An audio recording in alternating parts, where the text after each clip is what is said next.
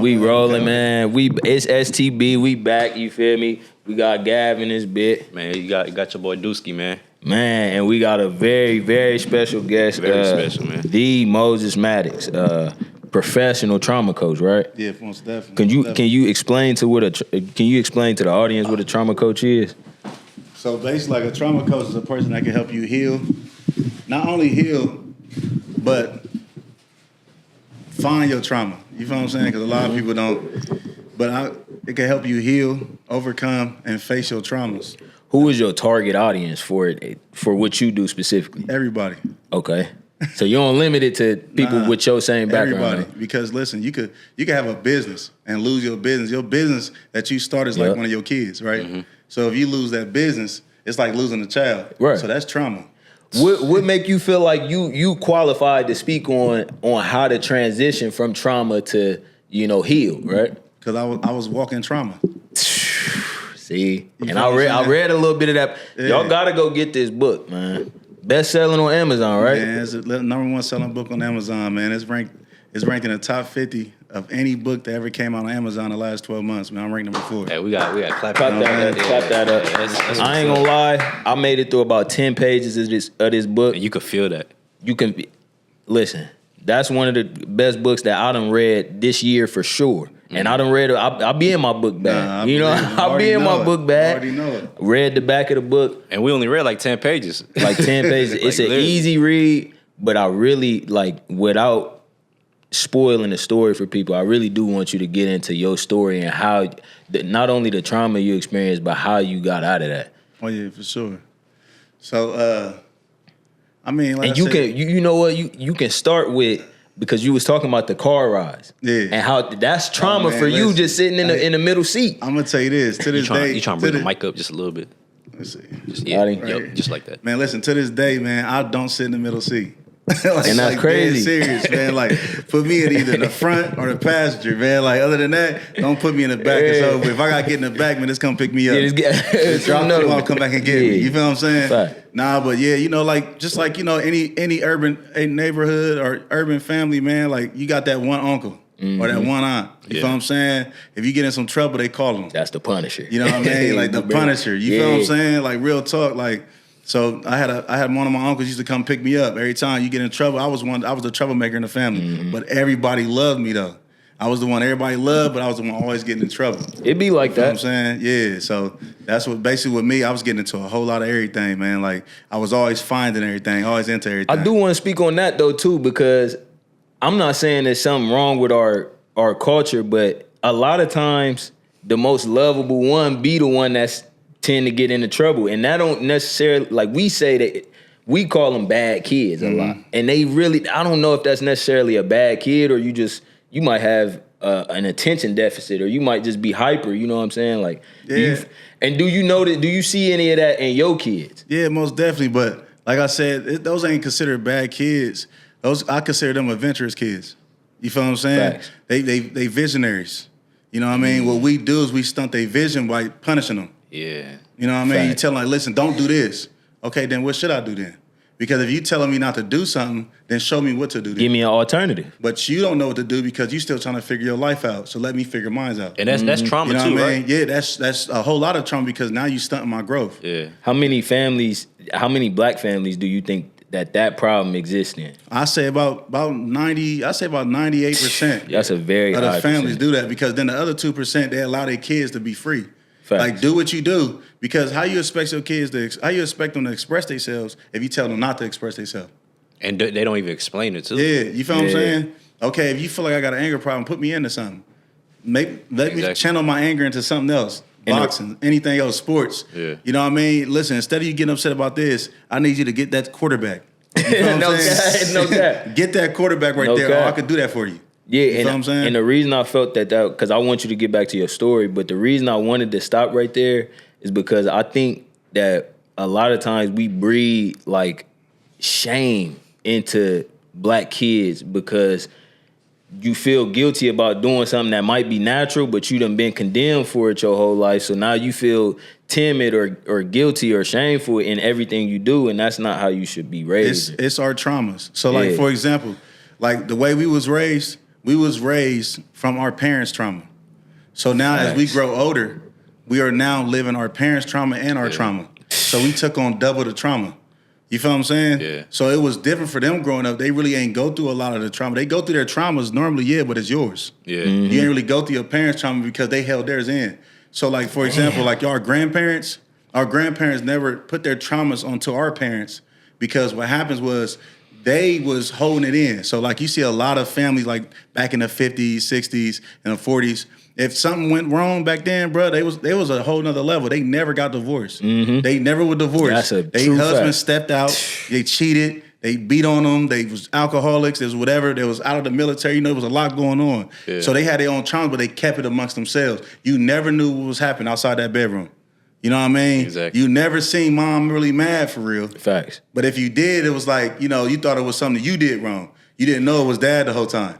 You feel what I'm saying? So now when you look at our generations, it start getting watered down more and more. So now we keep putting our traumas because, you know what I mean, what they went through the 80s. The 80s is what kind of like messed us up. You know what I mean? When that pandemic, when that happened. So now when that comes, now here comes the trauma for us. You know what I mean? And then the generations up under us. It's like new and old trauma at the same time. But exactly. I'm glad you started to say it, you ain't finished it, but it was a pandemic for you. Yeah, it was. For us, it was, man, on the heavy side. 80s, it was the 80s and 90s, yeah. But you got to think, 81 got real bad, man. That's when it switched over. You got to think cocaine was already around. It was already here. You feel me? But it was a rich man's thing. And then it turned into. So now let's get something for the poor people. You know what I mean? For the people, how can we control the population? You know what I mean? Y'all got to think, we didn't have the boats. We didn't have the planes. We didn't have none of that. Let's listen to their neighborhoods. You feel what I'm saying? Because we know it's a lot of money out there. We trying to figure out ways to generate and get it. You feel what I'm saying? But I know you thirsty and you need the money too, right? So let me put this in your hand. You do this, but you make sure you come back and hit my hand. You feel what I'm saying? So that's how it was for us. But we wasn't so high on the totem pole, so we didn't know what was going up there. We just knew the bag that was getting handed to us. Ain't really care where it was coming from. We just were trying to get the money. You feel what I'm saying? We ain't care who we hurt. So it's not a conspiracy about the government. Nah, it's already out there. That ain't even. I mean, they ain't even know. They making movies to tell you what's going on. I mean, like Frank Lucas, he just came out with a whole movie about that. He showed you what they was doing the whole time. Like Snowfall, you know that was the first thing that popped in my mind. Yeah, facts. You know what I mean? So and it's funny that you just said that. Now look what you just said. So Snowfall popped in your head, right? But for me, I was talking Frank Lucas. You see the difference in the generations? Yeah. Frank Lucas. You see what I'm saying, though? So that's what I'm trying to say. And that's what was going on with us for real now. So, but either way it goes, though, we still was thinking drugs. Yeah, exactly. It should never be like that. And so now when it's you really think government, you should be thinking government. We shouldn't be thinking about no drug movies. But it's beyond just the drugs because, like you said, for you it was Frank Lucas. For us, it's Snowfall. But for you, it was the crack pandemic. For us, COVID or whatever you wanted. For y'all, it was opiates. Opiates. It was opiates for y'all. It became like fentanyl. But fentanyl's no. That ain't y'all's generation no more. That's the newer next ones. That's our kids. Our kids is fentanyl. No, we was Zans and Perks. Yeah. So you got the Percocets, all that type of stuff, and the heroin. You know what I mean? That was for y'all. So the 70s went through that heroin stage. It stopped. Here come crack, and then boom, here come back heroin for y'all. You feel what I'm saying? Everything on that end. And then now fentanyl is this new thing. Everybody fooling with it. So it's new. So it's this new generation. All these teenagers, they hooked to it. You feel what I'm saying? So that's what's going on now. But yeah, it's only gonna get worse before it get great.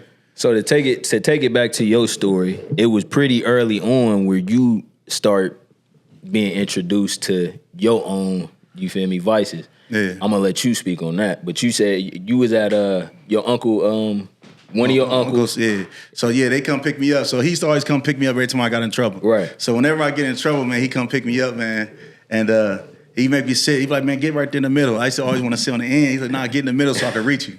You feel what I'm saying? So it was so many times that he reached back there. You know that one reach, boom. You know what I mean? Right square in the chest. So then, like one day he came and picked me up, and it was the same similar thing. I had got in trouble, but he told me, he had told me this time, just pretend that I whooped you. So when you get to the house, you don't say nothing about this ride. You pretend like I whooped you. Now, how old was you at this time? I was like 5. Yeah, I was like 5. Had you even went to school yet? Nah. Okay, because man, schooling for me was hit and miss. My first 10 years of my life. You feel what I'm saying? I missed so much schooling, it was crazy. Wow. You know what I mean? I had went through, at that point, man, I went to almost every every elementary school in Columbus.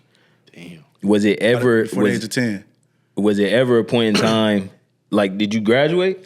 I eventually graduated from high school. Yeah, Shout out to that. Yeah, Shout out to that. Definitely walked stage. But you wasn't thinking about college or none of that after. I went to college and everything. For real? Too. Yeah. Shout out to that. Yeah. You graduated college? Nah, I didn't graduate. Okay. But that's where I met my wife. Okay. At, Shout out to that. Yeah. Hey, reasons and seasons. That's you know what's so crazy, because my story is so aligned. We're gonna get to that. You're gonna see what I'm saying. Reasons it's and aligned seasons. perfect. For though. sure. Like, you know what I mean? Like, I can't. Where you meet your wife at? I can't say a club. I can't say it at a hood party. I can't say at no bar. I can't say, you know what I mean, at the mall. I can say I met my wife in college.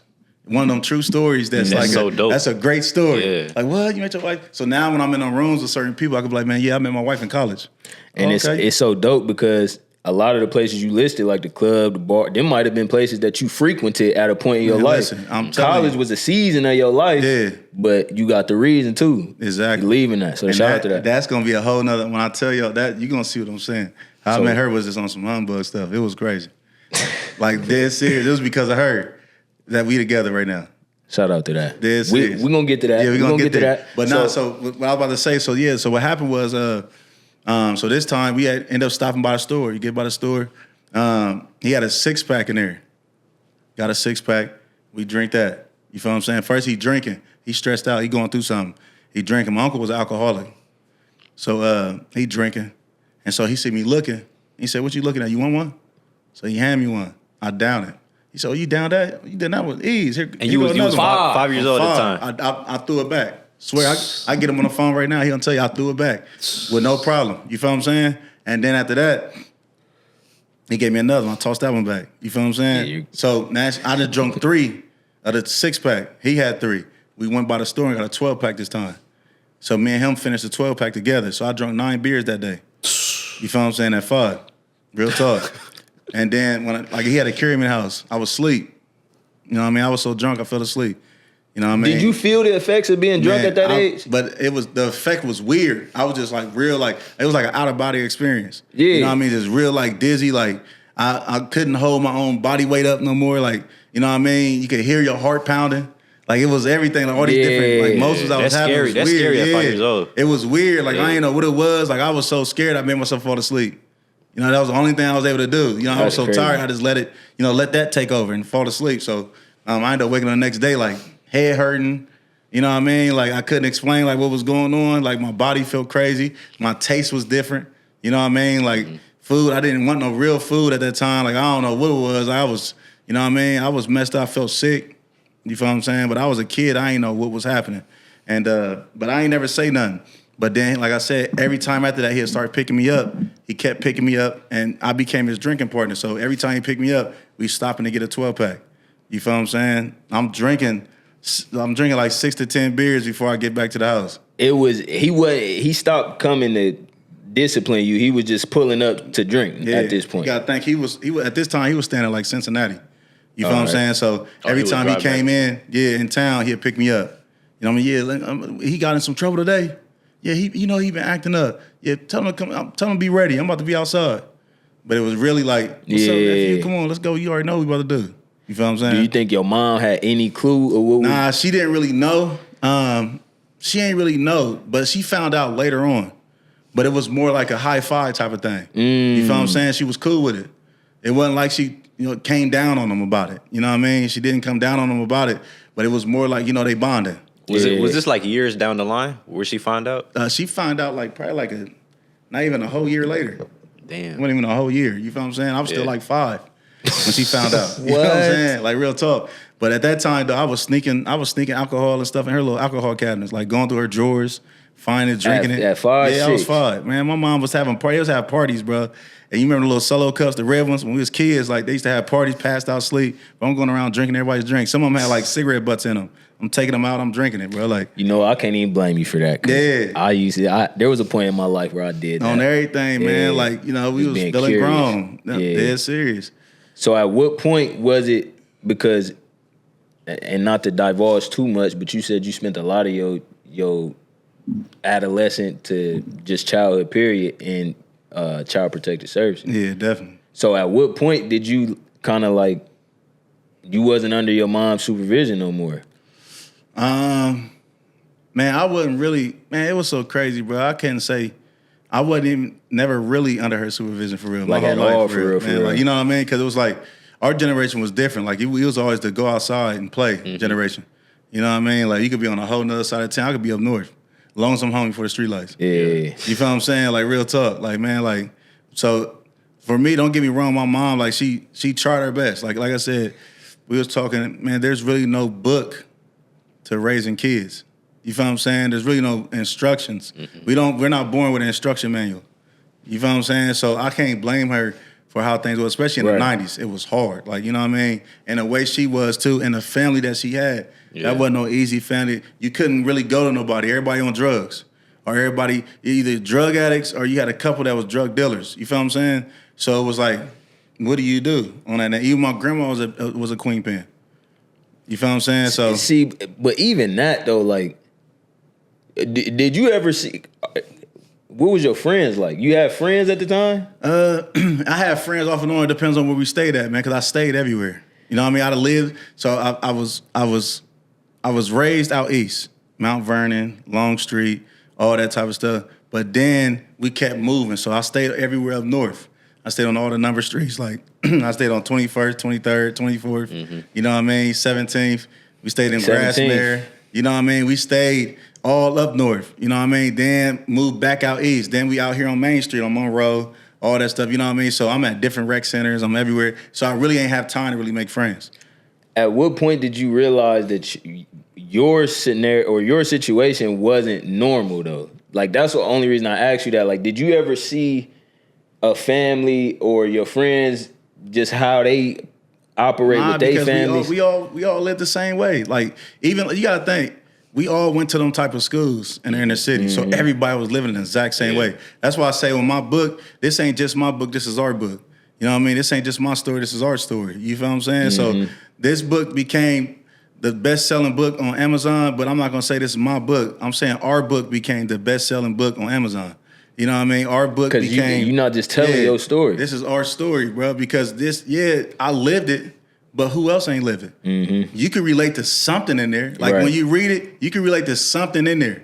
You know what I mean? Like if you had any type of trauma in your life, trauma is trauma. I don't care. You might have worse trauma than his or mine's, but it's still trauma. The fact that you experienced trauma, we can relate. Right. You feel what I'm saying? So, yeah, that's just what it is, man. Everybody lived the same type of way in the neighborhoods, man. Somebody might have a little bit more food than the next person, but man, we all was going to free lunch. Was there like a moment that you had or went through that got you in like the foster care service, or just everything? I mean, I feel like everything that's in that book, man, is, and it's so crazy because what's that, like 25 chapters that's in that book? That's 25 different situations from the age of 5 to 9 years old. But I was holding back. I ain't even say everything. So just imagine 25 different traumatic situations from the ages of 5 to 9. Can you imagine that? And that's most not people even only it. have a couple, if not one. You talking about 25 different situations that the book gets. Man, to be more specific on his question though, was it like a situation that where they got their attention? Nah, so that's what I'm saying. That's why I said everything really got their attention. Damn. They had so I was born in 86. They opened a case up on my mom in 89.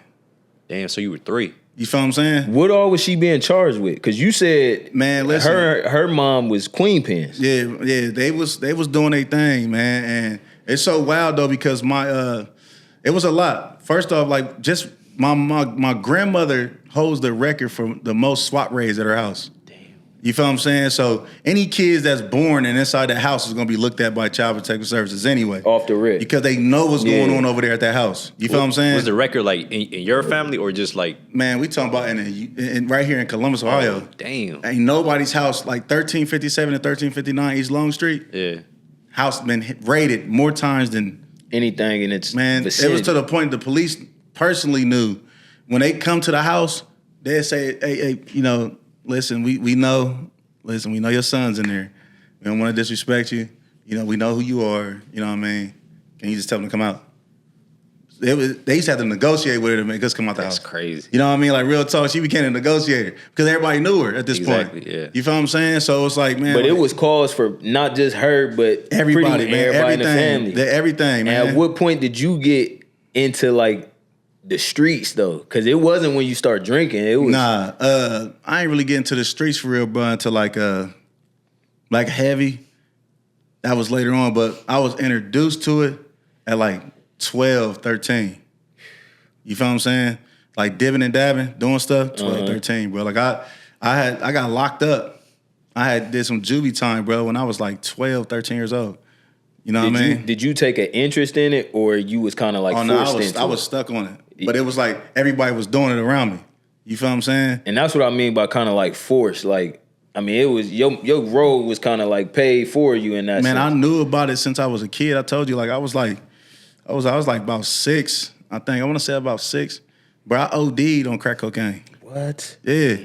I OD'd on it, bro. Like I found like about a zip of it, bro. Like me and my uncle, we found it. Like my mom left, her dude left, and it was in a cat, and we thought it was white chocolate.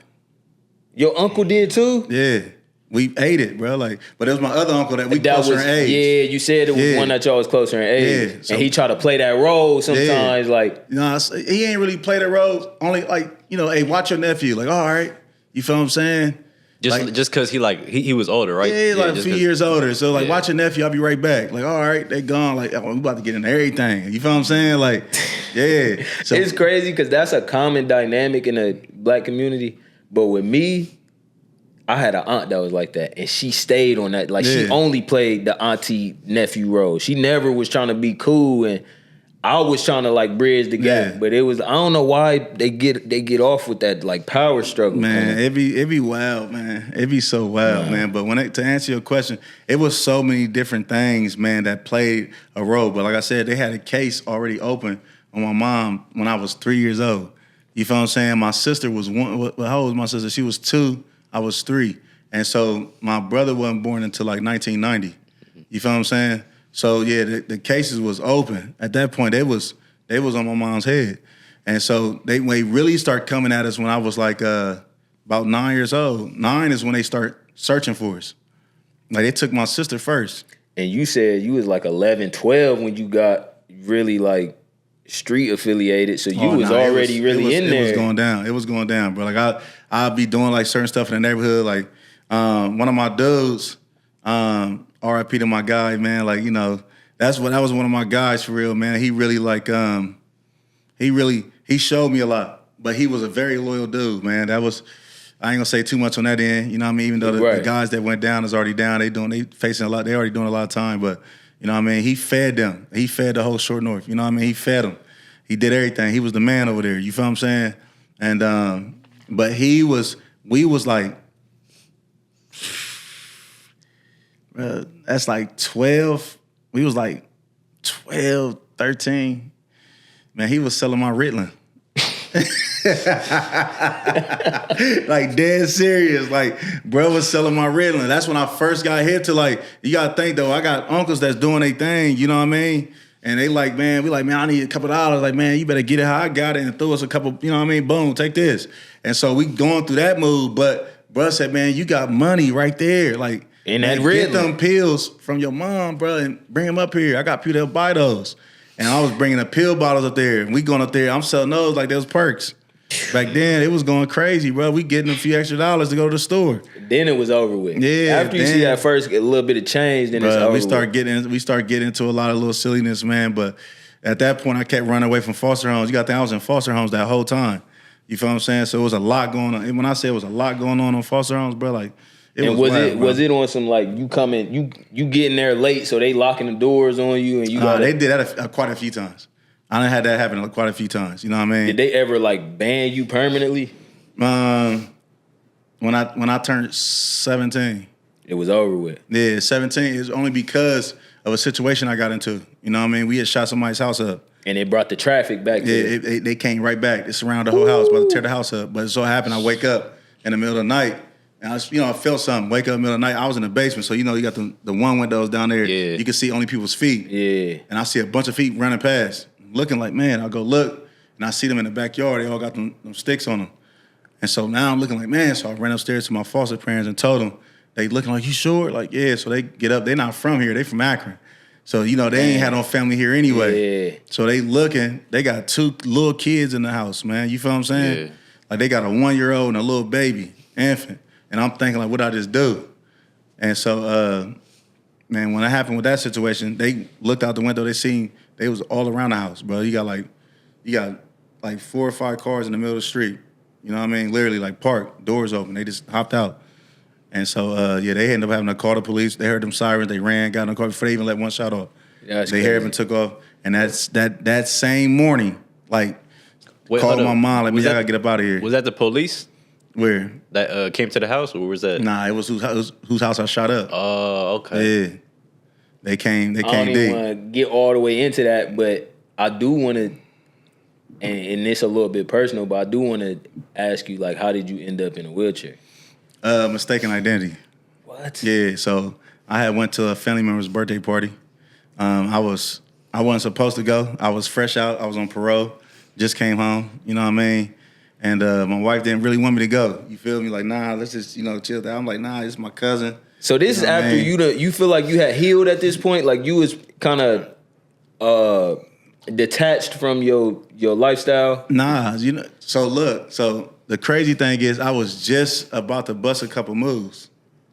And my peoples had got hit. But then I felt like, so I'm gonna get to it. So I end up basically get into a situation. I go to the nightclub. Then after that, I went to a motorcycle club. We chilling. Everybody, everything cool. Then it's like 7 o'clock in the morning. We head out.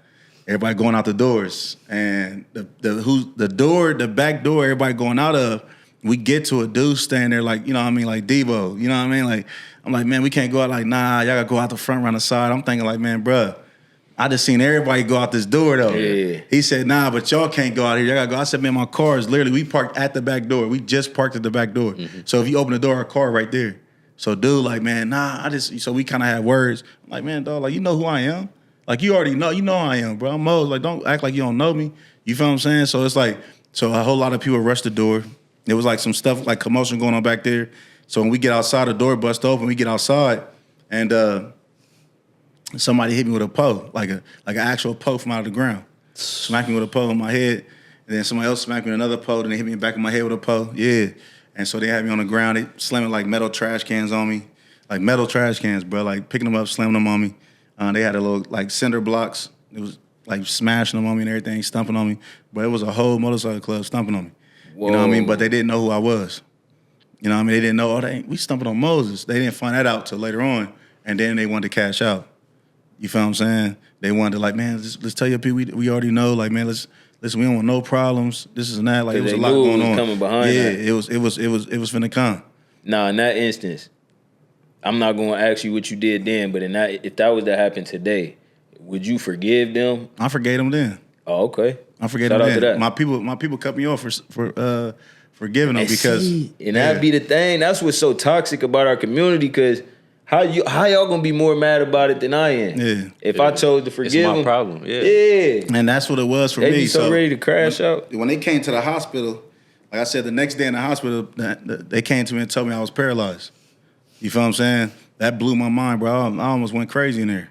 You feel depression set heavy, like hard, bro. And so when my people came to visit me, like, man, we gonna find out, we gonna do this. Man, definitely they gotta feel how I feel. Mm-hmm. Like I'm on it. Like, yeah, you already know where this and that is. Go pick that up. Go do this. You feel what I'm saying? And so when they came back and like, yeah, we found out who they are, where they be at, all this and that. I had time to think about it, a couple weeks to think about it by the time they came back and hollered at me. I'm like, man, you know what? The only way, I told them that my exact words was, the only way to be truly forgiven is to forgive others. I said, I don't want nothing to happen to them, man. So my people looking at me confused, like, man, what does that even mean? What are you talking about? I said, man, this is my situation. Right. Leave it alone, man. Like, I know how y'all get down. Y'all know how we all get down. I said, I don't want nothing to happen. I don't want nobody doing nothing behind my hand. You know what I mean? Whatever happened with me. So my people like, man, this ain't you. They hit you too hard in the head. You know what I mean? They mad. Damn. You feel what I'm saying? Like, man, this ain't the Moses we used to. So I'm telling like, man, don't do nothing. Let's leave it alone, man. So they're like, man, you know what? Just lose my number. Like, you know, and call me when you ready for that action and this and that. Like, bro, you know how they was talking. Like, it was some other type of conversation. Though, what changed between the time you found out you was paralyzed to the time that they came and said, we know who it is, we ready to do whatever? All I can say is God, man, for real, man, because all I had was nothing but time to think, because when nobody up there for a couple of weeks, nobody came in there, but it was just me and my thoughts.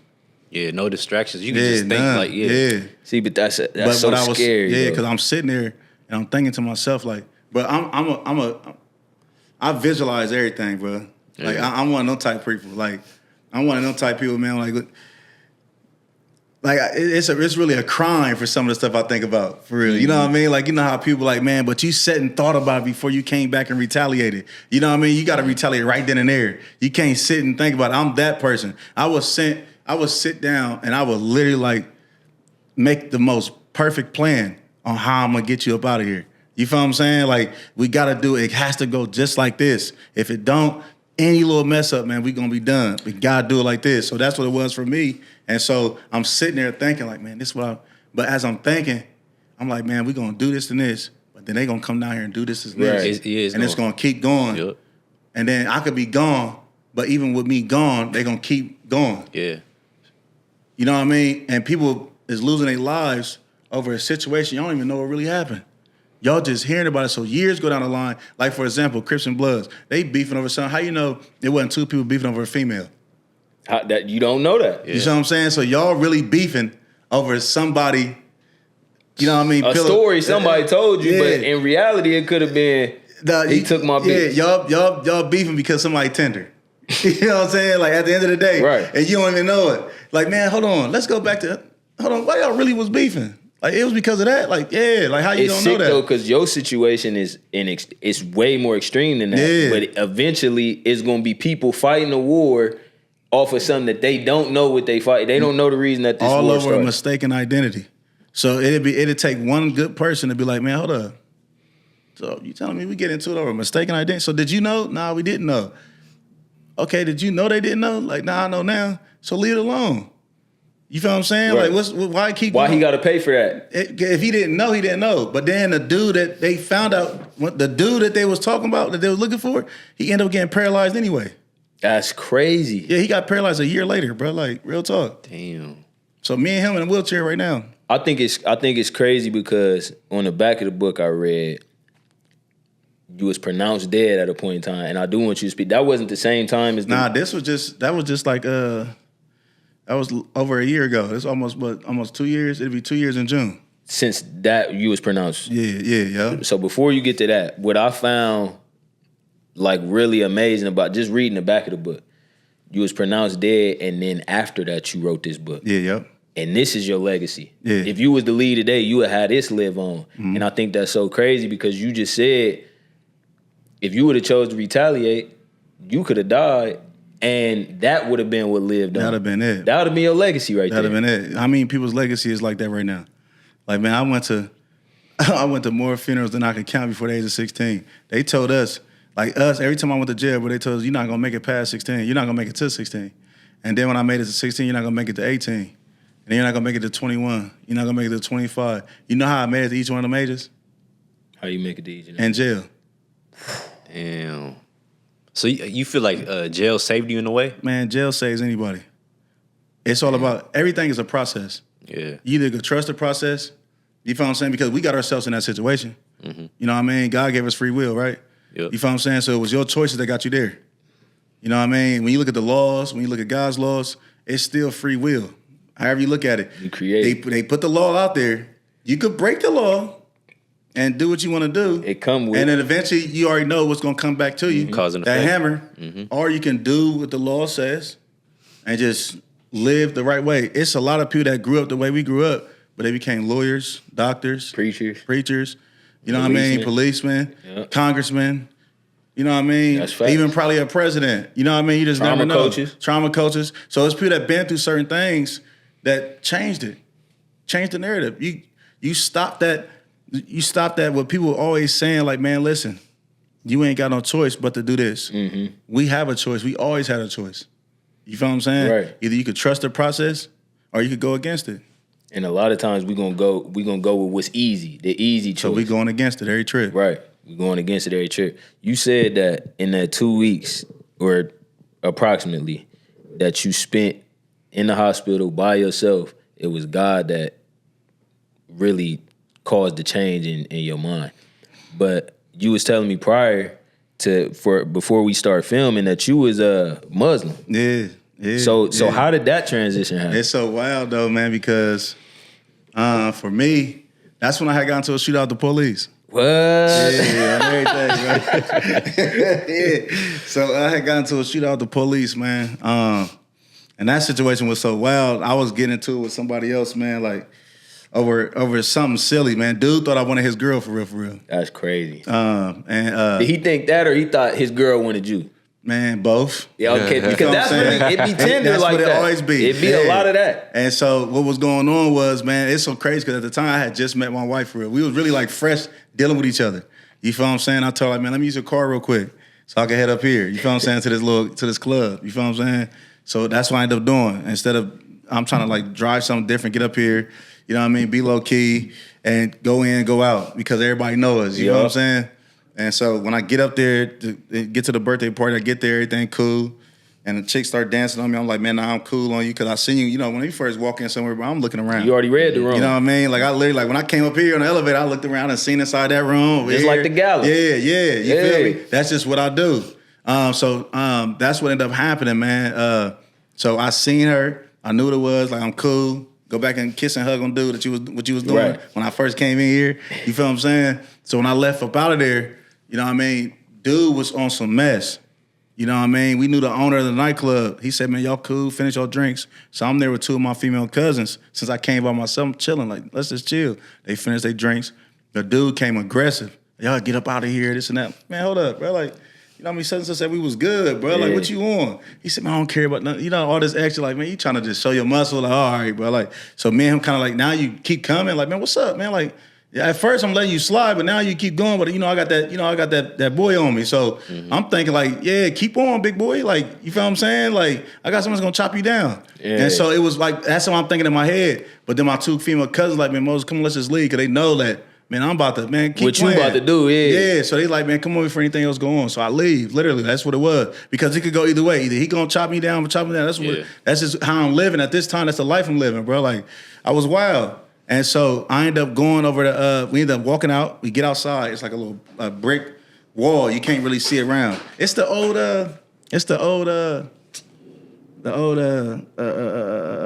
Lounge 13. What? Right there on that's why it's still closed. I wasn't around for that. Yeah, that's why it's still closed. Right there on what's the name of that street? Beechwood. Yep. Yeah, that's why it's still closed.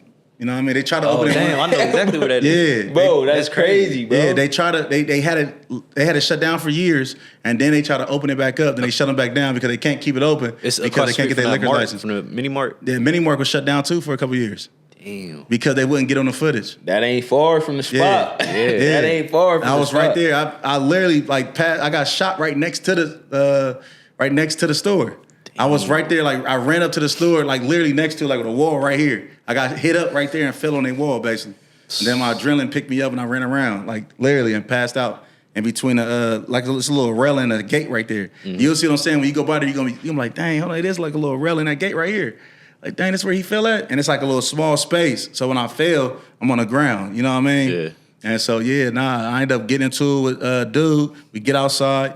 Dude, like, still, like, on some mess. I'm like, man, what you talking to? Like, man, what you saying? You know, I'd be like, what you saying? What you trying to do? Like, all right, what's up? So when I square up, dude pull his, you know what I mean? He pull his stuff out. I'm looking like, man, hold up, what? So I pull mine. It's like, and so his go off, and then mine's go off. You feel what I'm saying? When mine's go off only because the owner smacked it. You feel what I'm saying? They went past dude. It hit the little brick right here. You can see the hole. Mm-hmm. And the brick, literally just missed my guy though. For real. You feel what I'm saying? Like it almost hit him because he hit it. If he would never touch it, it would have, you know what I mean, it would have hit dude. So your people was over by him? Nah, yeah. So the dude who owned the club. Okay. You feel what I'm saying? Was right there. Oh, yeah. I see what you're saying. You feel what I'm saying? So yeah, we kind of like had our little, you know what I mean, mishap. Boom, we get into a little situation. And the police ran around there. It was 2 dozen police out there, 24 officers. That's by that marathon? Yeah, the marathon. They was parked over there. They had police cars all over they there. be over there. Yeah. They be so posted. listen, afterwards you see it was police cars all over there, police cars over here in the parking lot, police cars by the little store. Yeah. Like they was everywhere. But it's like it was what 24, 25 officers out there that night. But it was 24 that testified against me. Whoa. Yeah. So they was firing at me, bro. I start firing back at them. You feel what I'm saying? Like, y'all fired at me first, so let's keep it going. And so that's what it was. I'm more like, I'm trying to save my life. I'm trying to stay alive. You know what I mean? I see dude down. I'm like, man, hold up. Is he dead? Like, what's going on? But I don't know if he was or not. You know what I mean? But then I end up seeing him later on, like, months later. But this dude that you got into yeah, he came and cop deuces, apologized, all that stuff. Like, he was glad to see I was alive, given the situation. He said, man, most of the time, dudes don't make it. Especially you blast at the police. I'm like, yeah, man, like I had to stay alive. Yeah. And so my mind, I told you how my mind worked. Mm-hmm. I'm visualizing stuff, bro. Like if I shoot at them, they gonna duck and I can run. You feel what I'm saying? And I did, they ducked and I ran. You feel what I'm saying? As I'm shooting. But they got back up, they firing. So as they firing at me, I ran past them. I tossed what I had, I tossed it, boom. When I toss a gun, they still firing at me, bro. They hit me, and they hit me all back here. And I end up going down. That's how you see this right here. Damn. You know what I'm saying? So I ended up getting hit up by them. My main artery was split open. My bone was completely shattered. They said I had so many fragments in my arm and in my chest that if I didn't let them amputate my arm, that I was going to lose my life, bro. I had died and everything on the table, and they had brought me back to life because my main artery was split open. Plus, I had alcohol in me, so it was making the blood go even faster. Yeah. Damn. So, that night it was so crazy. And bro, it was wild. But they were trying to amputate my arm, bro, for like. So why you didn't let them do that? Bro, I just couldn't see myself without a limb, bro. Like when they told me my arm was completely dead, they did over 8 surgeries. There was nothing else they could do for it. You know what I mean? We gotta cut your arm off. You know what I mean? They kept telling me that. Was you paralyzed at the time? You wasn't. Hell no. Nah, I was moving around. I was good. Yeah. But this arm was done. It was shriveling up. Like if you see how this mug go in like that compared to this one. Yeah. You know what I'm saying? This arm was shriveling up. Because it was dead for like over a year. You feel what I'm saying? And what happened? I had told him to go ahead and cut it off. You feel what I'm saying? And when I told him to go ahead and cut off, 2 days later, I went to physical therapy, occupational therapy, and I went to go see, they had me go see a counselor for like PTSD because they said, that was something, it was court order. And so I was doing that. When I got home, I took the sling off and went to sleep, woke up the next day, my arm was moving completely. I was able to feel it, move my fingers and everything. So it was like a miracle? Nah, dead serious. Do you think any of that, or do you know that any of that was trauma induced? As far as like why it was locked up or why it was dead, like man, I got shot. I mean, so where it was at, like the bone was shattered. Bro. Like you know what I mean? I got a rod in here, and where the bone's supposed to be, ain't no bone right there. You feel what I'm saying? So that's what it is. So that was the situation that was going on with my stuff. Do you think that trauma can cause like physical ailments though? Trauma can cause anything, because trauma is like a blocker. You know what I mean? Like it could block everything that's good for you. You know what I mean? It'll block it. And so like, especially like when it comes to your brain, like, you know what I mean? Our stuff is a nervous system. So far as the connection, you got it. Trauma could block that. To where you're not sending them signals. Yeah, and that's what I mean? And so that it could do that for real, man. Like trauma is off the chain, man. Like it's wild, bro. I just got into a situation with some people, man. I ain't gonna put them out there, but I got into a situation with somebody where it could have turned deadly. You know what I mean? Like real talk. Recently? Yeah, recently. This was like what? Like a week ago? What? Yeah. But I changed the narrative because I was about to be the aggressor. But then I said, you know what? This is what I said. My exact words was, what do I look like going off on you, taking my trauma out on you? You feel what I'm saying? Mm-hmm. Because we got to learn to start meeting people's aggression with love. We so used to meeting aggression with aggression, that's what's wrong with our community. But it don't be, like, for example, if I go off on you right now, like us getting into it ain't got nothing to do with you. It's whatever trauma I went through and whatever trauma you went through. Deal with your trauma, and I'm going to deal with mine. And then when we meet back up again, we'll have a totally different type of conversation. You feel what I'm saying? Mm-hmm. A lot of times it just be trauma, bro. So being in a relationship, because I feel like that's the cause to a lot of people's relationship ending. Trauma is the root of everything. So I feel like a lot of failed marriages, all failed marriages, bro, is because of trauma. All failed relationships is because of trauma. It's all about trauma. If you able, like even us as a man, if you able to face and heal and overcome from your trauma, bro, you'd be the best man that any woman can get. You could be the best father that any child would want to have. You'd be the best business partner that any business partner want to be around. You see what I'm saying? Because at that point, at that point, you ain't got no type of nothing holding you back. But if I could face my trauma, what can really stop me? What can really like get in my way? How can an enemy attack you if you face the worst thing possible? Your trauma is the worst thing that can ever happen in your life. But if you face that, how can the enemy even try? He don't even know what to come at you at. Right. How do I come at this person? No, it ain't no. You can form whatever weapon. You can't. At that point, if he overcame that trauma, I have nothing. I have no other ammo because you got to think. We put the bullets in Satan's gun. You feel what I'm saying? You wonder how you keep getting shot, man. Where he getting all these bullets from? You giving them to him, right? Exactly. And he coming at you with an empty chamber every time. It go back to what you said about. I could either choose to retaliate or I could choose to give grace. And it's like you create your reality.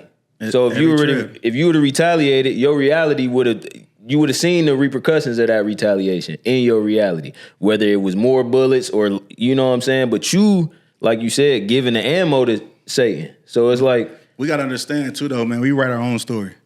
You know what I mean? We write our own story. God is the producer and the director. You feel what I'm saying? We write our own story. So whatever you doing at that time in your life, bro, you write that story. You wrote that part in. You put that in there. You feel what I'm saying? Yeah, God know how it's going to end for sure because that's the person, like when you dealing with a producer and a director, you know what I mean? They're going to come at you like, man, listen, this is how, I'm telling you, this is going to be a great ending. But do your thing, but I'm just going to throw a few things in there, but this is the ending you need right here. He knows the ending. But what you put in there and you scratching out and you doing, this is on you. Remember, we got free will.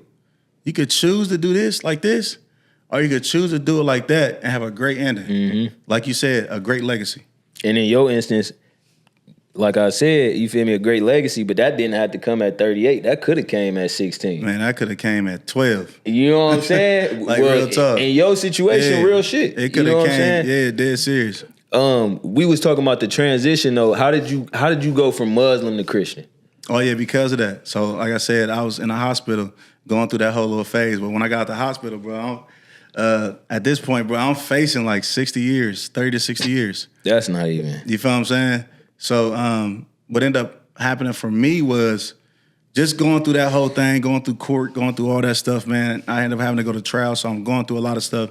And so I had a couple of guys, man, that was in the church real heavy. You know what I mean? Like, these my dudes, we grew up together. But it's like they got their own little thing going. They was married, they had businesses, they was in the church. So, you know what I mean? They was doing something that I wasn't doing. Like, people always try to get me over there. Like, bro, come over. You might as well just come over here and work with me, bro. Like, you ain't got to work under me. You can work with me. You know what I mean? I'm like, nah, I'm cool. Like, bro, I ain't no job working person. You feel what I'm saying? Never was. You know, I always been in the streets. And so, for me, it was like, man, you know what? I ain't heard from them in like weeks. Y'all said y'all gonna be here for me, y'all gonna ride with me. That's like y'all telling me like, man, we got you. We gonna be here for you. We know you fighting these cases. This is serious. You know what I mean? But I don't hear from you. Right. Like, man, hold on. Let me call them. See what's going on. Y'all got me. Hello? Where you at, bro? Like, but they're not answering. So when they call me back, they're like, man, we at this church conference. I'm like, a church conference? They at Higher Ground. So I'm like, man, at the time, like, man, I ain't hip to it. Like, man, where's your church at? Man, they got all the pastors from everywhere and different speakers. And I said, that's what's up. What's that got to do with me, though? You know what I mean? I don't care about no churches and none of that stuff, bro. Like, I ain't never been in one. I don't care. I said, man, where y'all at, though? He said, man, I said, what church you go to? They're like, man, why you want to know? You ain't going to never come? I'm like, man, I just want to know. But the reason why I want to know, I wanted to Google it to see how far it was to my house. Y'all said y'all gonna come over here, man. It's like 9 minutes away. Man, y'all ain't got no excuse. To not be here, yeah. And so one day I had got up one morning, man, and I said, man, you know what, forget it. I still ain't seen my homies, and I'm going through it. And I showed up at their church. You feel what I'm saying? When I showed up in there, I'm in there loud, too. Like, what up, my dog? Like, you know, like this. Like, I ain't never, you know what I mean? Yeah, it was good. They like, no, bro, like, shh, like, nah, they here. Wait till us. I'm like, what? So everybody, the church big too. They looking at me. I'm looking at them. Like, what? Like, man, you know, we in the street. What you looking at? Like, man, better loosen that tie. You know what I'm saying? Like, I'm on that type of move. Like, you know what I mean? Let me sit in the back and chill, away from these people, man. You know what I'm saying? Yeah, like, man, and I'm low-key embarrassed. Let me play it off, though. Like, you know what I mean? You know when you're embarrassed, you don't want to say it. You just try to make it even tougher. Like, yeah, you make the situation low-key worse. Like, man, like, so that's what I try to do, look even tougher as I sit down. Like, yeah, like, you know what I'm saying? So I sit down on some chill stuff, like, yeah, what's up? You know what I'm saying? And back in my mind, I'm like, man, why'd I walk in like that, man? I'm tripping. You know what I'm saying? Yeah. So now I'm chilling. At the end of the service, the pastor holler at me though. So the pastor holler at me, and at this time, I'm going to. I end up going to. What was the church we ended up going to? It was called Power and Glory Church. Swear on everything. So I ended up going up there. So I'm sitting at mud, man, and the pastor kind of looking at me like basically like, come down. I'm looking like, dang. So I go down there. And he like, man, like, you know, how'd you find out about the church? You know, the whole little rundown, tell him who my people is and everything. He said, what happened to your arm? I tell him about my arm. He said, man, dang, man. I told him the whole shit spilled out. I just told y'all, like, what was going on. He said, dang, that's a lot. I said, yeah, plus I'm fighting this trial and all that. He said, man, look. He said, if you allow God into your heart and your life, God will heal your arm. Man, I almost laughed in his face. Like, real talk. Like, man, I'm like, man, what? Like, you ain't seen my x-rays? And I'd have been right there with like you. Like, real bro. talk, though. Like, bro, like, man, like, I keep my x-rays on me. I always look at them. You know what I mean? Sometimes I go back on it. So I'm looking at this dude, like, man. So after I'm leaving, there's one guy coming to me. His name Paul Jeffries, man. Dude, shout out to him, man. He a voice impersonator in Hollywood. This is my guy, though. Real talk, though. So he came to me with a Bible. Like, man, listen, you know, you need to read this. He's an older guy, too. Old. And so I'm like, man, all right, that's what's up. I go home, put that Bible on my counter. Man, I ain't trying to read that. What's wrong with you, man? Like, you want to give me on this Christian stuff, man. I already told y'all, man, y'all tripping. Like, you know what I mean? So, and so what happened was, like a few months go by, man, I'm just sitting there just chilling, bro. I'm literally watching the Eagles play. You know, shout out to my Eagle boys. Fly, Eagles, fly. Y'all know what's going on. You feel what I'm saying? I ain't gonna hate on it. Yeah. I'm just Bucks, saying. Though. Yeah. So, but I'm sitting there literally watching the game, bro. So now it's halftime. I'm chilling. And I'm like, man, I just feel weird. Like this, like feeling come over me, bro. I don't even know how to explain it to this day. People say the Holy Spirit, people say different things, but it was weird to me. You feel what I'm saying? Like one of them cold feelings. It's hot in here. All of a sudden I get cold. Like, you know what I'm saying? Like it just get weird. It's like a weird feeling. Like you supposed to be doing something. So I get up. I don't know why, man, went over to grab that Bible. I literally opened it up. You know what I mean? They say it's always good to pray first before you open the Bible up. You ain't got to just go in and just read it from cover to cover. Nah, just pray first. You know what I mean? Ask for guidance. You know what I mean? Ask God, and then open it. But I ain't do none of that. I just picked this mug up and opened it. I don't know nothing about it. And I instantly started reading about Paul.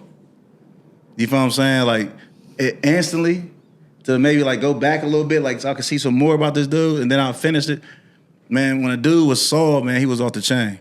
He was killing everything that wasn't the same type of Christian as him. Mm-hmm. But it was like he had a whole mob, bro. Like he was the head of a gang for real. Like they was clowning, bro. Like the Bible, people think the Bible is just like one of them, like, you know, you want to hear some type of noises like music or something when you open it. Like it ain't one of those. But the Bible is gangster. It's real literature in there. Nah, the Bible gangster, bro. The Bible really gangster. If you like gangster stories, bro, I tell you all the time, open the Bible up. Man, we was just reading one time, man. We read about when God told dude to marry a whore.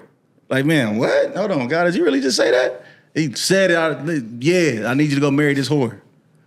Just like that. But I'm looking like, hold on, this is coming from God. That's crazy. Like, even me as a Christian saying whore, like, hold on, wait a second. But this what he told this man. He wanted him to go marry his whore. You feel what I'm saying? There was a lesson in it. Man, listen, get rid of everything, do this, do that. Like, man, it was like one of those type of situations. Man, it was wild. I'm sitting and reading with my wife. We just kind of like going over. I'm like, man, this really was said like this? You know what I mean? He was supposed to have a baby with this whore and everything. You feel what I'm saying? And it was like, I'm thinking like, man, this is wild. You hear Jesus calling people dogs and like he's a dog. Like, all types of, man, people in there, they in there murdering people. Bro, people in their mug going, it's going crazy. Like everybody, and it made me realize that God don't come after the people that already, that's good. Uh-huh. You feel like you got it figured out and all that. No, God come after us. He come after the ones that's going through it. That need savior. Man, the ones that's going to have a true testimony. You know what I mean? Because we're supposed to glorify and honor God. What better way to glorify God than to target somebody who really need that done seen the depths. Man, so when he comes out of this test, he got a testimony. You feel what I'm saying? Right. And it's a believable testimony because it's something that we experienced. Mm-hmm. Like, dang, so how did you come up out of that? That's a service I provide. Right. I could tell you how I came out of it.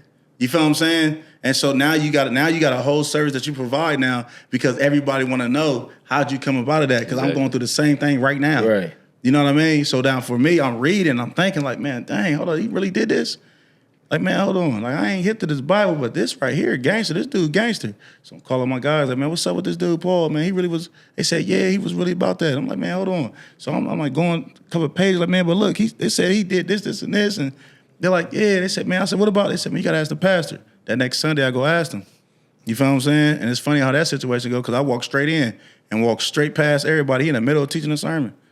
Bro, I stopped him and everything. Excuse me. He said, nah, you can't do that, man. You got to go sit down. You got to wait till I said, oh, my bad. I thought you could just raise your hand or walk up here. I ain't know how stuff went in the churches. You feel what I'm saying? Like, this is all new to me for real. So I'm thinking, like, all right, let me go in the back real quick. I'm not even listening to none he's saying that whole service. But as he got done, I'm, excuse me, moving people out the way so I get up there and holler at them because they all trying to, you know how they trying to talk at the end? Excuse me, watch out, man. Excuse me. So listen, this is what I was trying to ask you right here. So this and that happened. So he like, yeah. I said, so you mean to tell me that Jesus had gangsters around him? He said, I mean, if you want to say that, I say, no, if I want to say it, man. Do you see what this dude did? He gangster, man. Right. Like, so I'm talking to him about that type of stuff. So basically, long story short, when I go on, I'm just going that it's this guy that came to another elder as I'm leaving out. He tells me, he said, listen, Moses, man, do you know how to pray? So I'm offended because I'm like, what you mean, do I know how to pray? Yeah, I know how to pray. You feel what I'm saying? Because I'm thinking to myself, like, yeah, I'm Muslim. I pray 5 times a day. Right. You know what I mean? Sometimes I might pray a little bit more than that because I might miss something. You know what I mean? So it's like, I know how to pray. I'm going to pray how you pray. You feel me? So he ended up telling like, nah, nothing like that. No offense. The only thing you got to do is for real, just talk regular. Just talk. You ain't got to do all that, memorizing and all that stuff. So thinking like, yeah, all right, and leave out. So one day I'm at the house by myself, man, I try it out. You feel what I'm saying? I started talking to God too regular. But that's what really elevates your passion and your faith because it wasn't. I didn't think I was praying right until I got to a point where I ain't saying I'm cussing while I'm praying, but I'm talking how I regularly talk. You know what I'm saying? Like, bro, I was talking to him like I was really about to do this to bro, but. See how you just said that? Do this to bro? That's how I was talking. Yeah, and that's how you got to. Man, I was talking just like that, but I ain't hear nobody saying nothing back, so I stopped. Like, man, this is whack. I ain't about to keep doing it. I don't hear nothing. Like, they talking, hey, man, I am cool. So then, a couple weeks later, I tried again. And this time when I tried, I said, let me try it tomorrow, too. Let me try the day after that, too. So I kept doing it. But as I'm doing it, it ain't that I'm hearing a voice. I'm feeling, like, pressure off my chest and off my shoulders. You feel what I'm saying? Like relief. So it's like, man, like the relief that I ain't had this whole time, I'm fighting a trial, but I'm fighting for my life. At this point, like, I'm facing 60 years. So I'm fighting for my life now at this point. Like, bro, they trying to cut my arm off. It's a lot going on too, though. So I'm thinking to myself, like, man, this is it. You feel what I'm saying? Like, but when I'm talking to him, it was like, man, it's like wasn't nothing else there. I didn't have a care in the world. You feel what I'm saying? Like, I'm telling you stuff that I could never say on no book, on no podcast, and nothing. Like 50 Cent might get a hold of this mug, man, if he wants to, man. And run around, bro. And do some wildness. Like, man, I'm throwing that in there. Moses like, all right, go ahead, bro. Like, throw it in there. Just make sure you know that this is not really a real, you know what I'm saying? Make this nonfiction real, bro. Like, or fiction, whatever you want to, you know what I mean? But yeah, so anyways, that goes on, man. And later on down the line, as I'm going, so when my arms start moving and everything, like I told y'all, man, I ended up going to that church that Sunday, man, and showed everybody. The whole church went crazy and everything, but it's a whole situation on that end. So skipping along, this little girl that came up to me. She's about 7 or 8 years old, man. And her mom come to me and she told me, she said, hey, Moses, my daughter wants to say something to you. I said, oh, okay, that's what's up. So the little girl come up to me and she said, Moses, I want to thank you for showing me that God is real and why I should believe in God, and hug me. You feel what I'm saying? Like, at that point, this little girl didn't even understand that I already purchased some tickets to lead a state. I was going on a run. You feel what I'm saying? Because I was losing. Yeah. So I already knew I'm about to go do all this time, so I went on a run. I was about to go on a run. So when she did that, I told myself, like, man, I'm not about to run.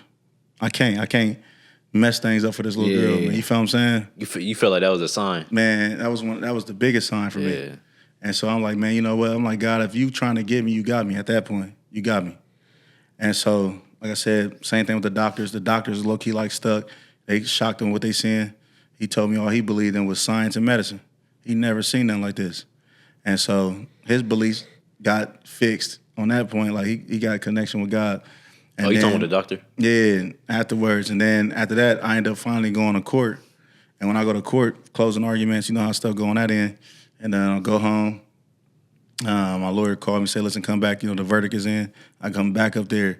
When I get up there, it was so wild, man, because I was found not guilty on all charges, except for one, you know, weapons under disability. Of course, I was already a felon at the time. But, yeah, they ended up dropping all the charges. And so we trying to figure out, like, how I beat the cases when they had the proof. But they had 157 shell casings from the scene. They had 2 vests. They had a hole in each one of the vests. They had, what else? They had the weapon, you know, the gun that I had. And then they had video and audio from the nightclub and convenience store to show the whole situation. So it was like, how did he just beat this case? Like, how? It was so crazy, though, because it was this juror that was on the jury. We filed motions and petitions to the courts, Supreme Courts, and to the governor's office to remove this juror because he wasn't supposed to be on the jury. You know what I mean? Because of his job title. You feel what I'm saying? So we were trying to get him removed. The courts, everybody denied us. So now we fighting against not only just the courts, but this juror and everything else. Come to find out this juror was the juror that convinced. That held it up. He convinced all the other jurors that I wasn't guilty. You feel what I'm saying? And the prosecution picked him.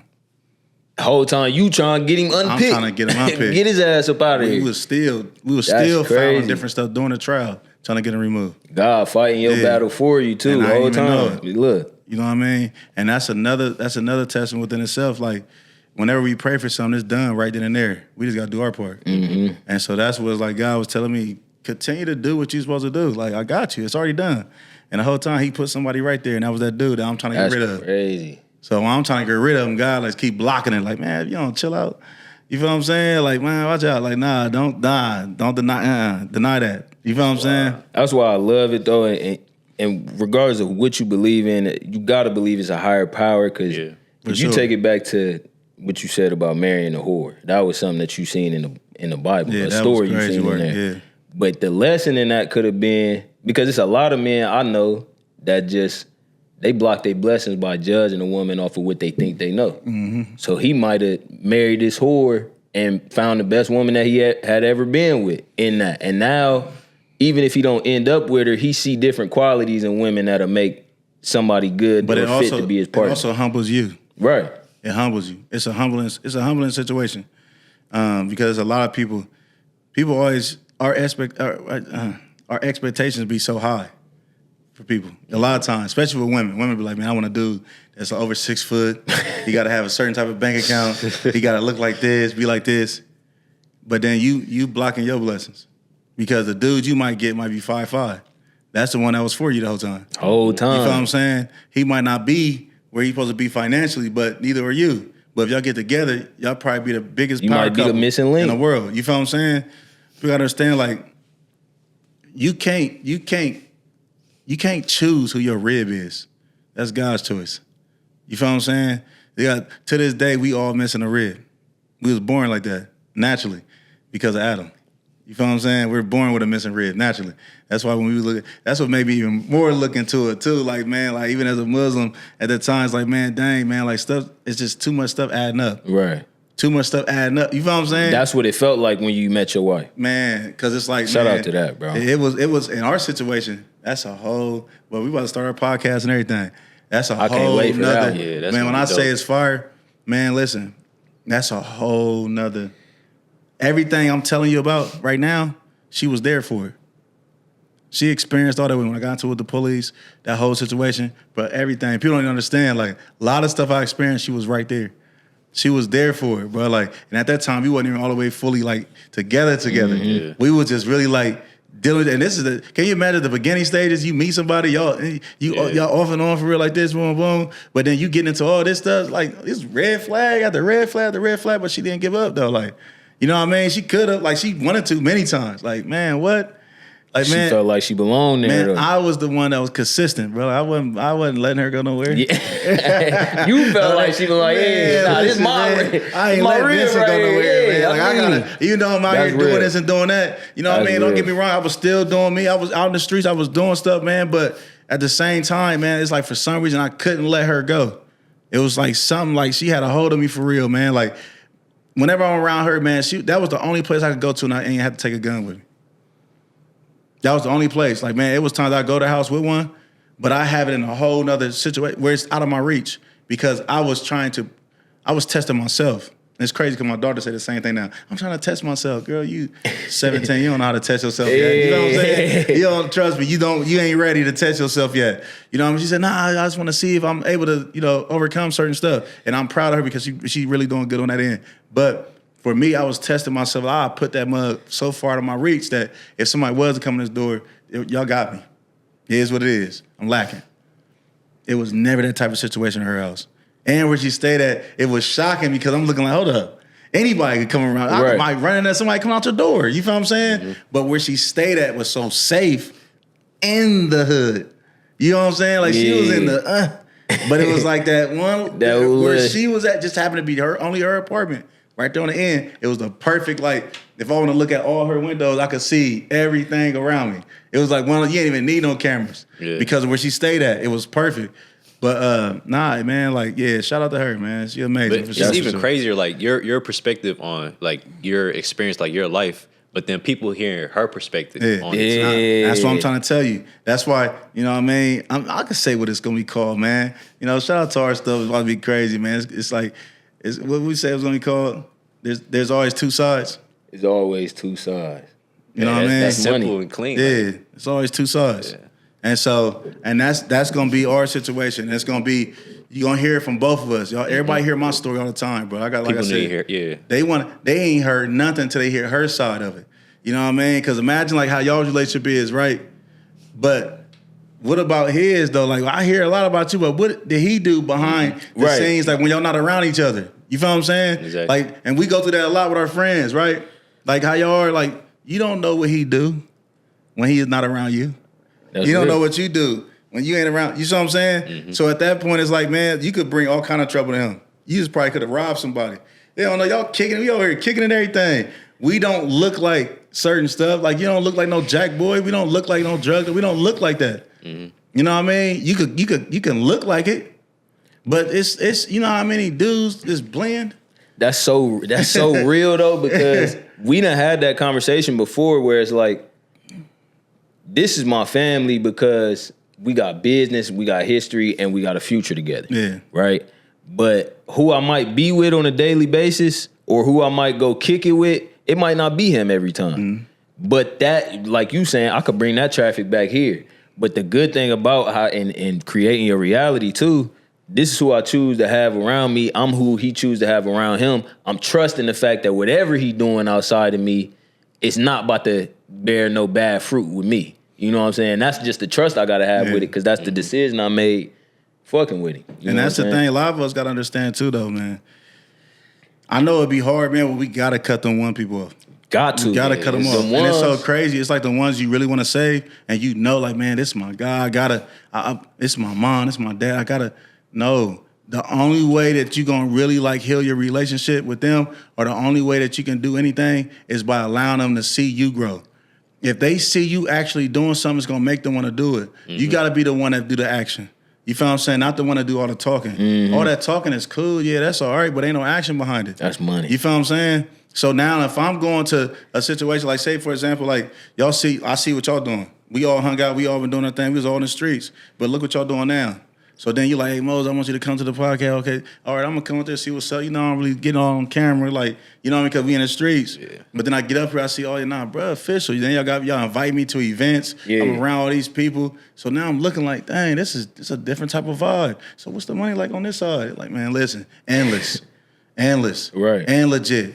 You ain't got to worry about the police ever taking it from you. Over your shoulder. You ain't got to worry about looking over your shoulder. You ain't got to worry about none of it. You ain't got to worry about nobody robbing you because you're not out there. Right. See, it's so funny though because all that stuff that be in the streets, it's only out there because it's in the streets. When you get out the streets, you never see that stuff again. Mm-hmm. It's like I don't even hear about stuff no more. Like the stuff that I used to hear about, like all this and that happened. You know, such and such got shot. You know, such and such got robbed for this amount. You know, such and such did this. I don't know. It don't come across the timeline I don't have no them. more. Man, listen. Because I removed them type of people. So like life is an algorithm. That's you know what I mean? Fire. Yeah, no. That's fire. And so that's what people understand. So life is an algorithm. Whatever we swipe on, whatever we like, whatever we engage in. Yes. You feel what I'm saying? Mm-hmm. Is what we gonna see.